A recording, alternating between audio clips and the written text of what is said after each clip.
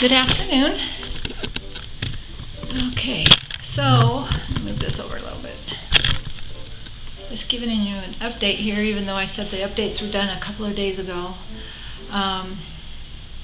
So there have been some small developments since my last post, and that is that my family has been asked to volunteer again with the Church of Jesus Christ of Latter-day Saints Helping Hands. And the reason why I bring this up is just to give a comparison to Hurricane Matthew. My family went for one weekend to help with Hurricane Matthew, and they've already been out 3 times with Irma so far. They'll be going out. Actually, they'll be going out for a 3rd time tomorrow, out to Umatilla to help someone who had a tornado come through and knocked nearly 50 trees down. And then Saturday and Sunday they'll be traveling to Naples, Florida, which is 4 hours away from here. And I guess Naples got hit really hard.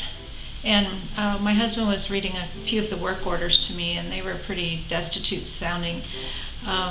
Retirees down there who either have a spouse that is disabled or they're widowed and disabled themselves have debris that needed to be cleaned up down in Naples. So they'll go down early Saturday morning, and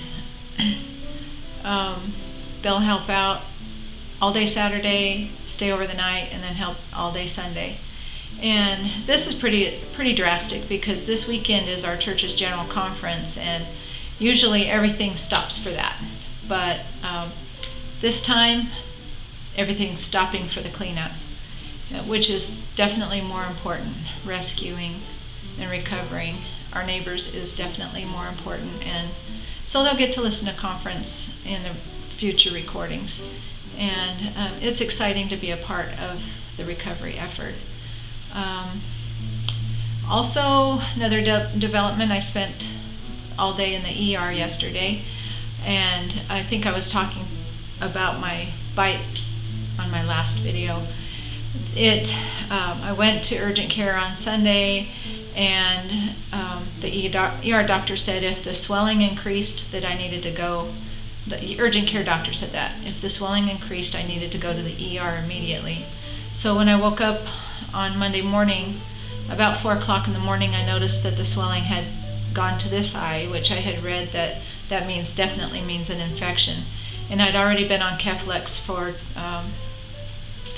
18 hours, so I didn't expect to be seeing more infection spreading.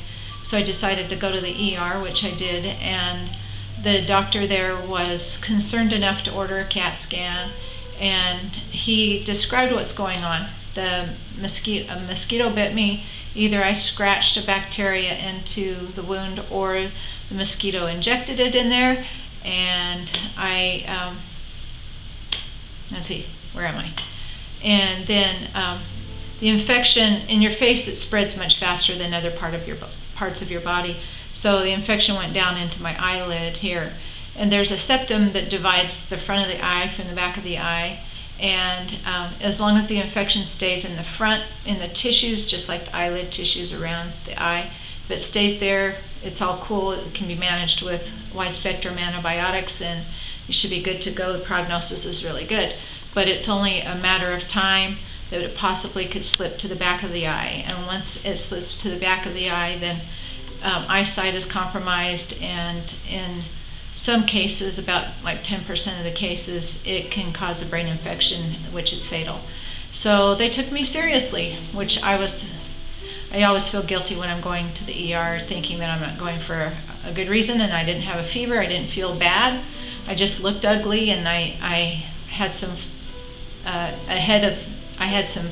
foreknowledge about what could happen. So as a precaution, I went into the ER, and they did the CAT scan, verified that it hadn't gone into the back of my eye sockets, and then they gave me more antibiotics to take on top of the Keflex. And then I started taking those yesterday, and like within 2 hours I started to feel better inside. And then, oops, nothing like kicking the camera. Anyway, so today, believe it or not, I look like this guy. But believe it or not, I look tons better than I did yesterday. So, latest update. I will hopefully have some cool stories to tell you about the Helping Hands if the boys remember to take pictures and stuff, or videos. Maybe I'll post them. What I really enjoy about Helping Hands is it turns the tragedy of the hurricane into a positive experience with the service that's rendered. So it's really uplifting for me to watch, and inspiring too. I haven't been directly involved in it because I'm staying home taking care of other children that can't actually go. So anyway, I guess that's it. Thank you for watching.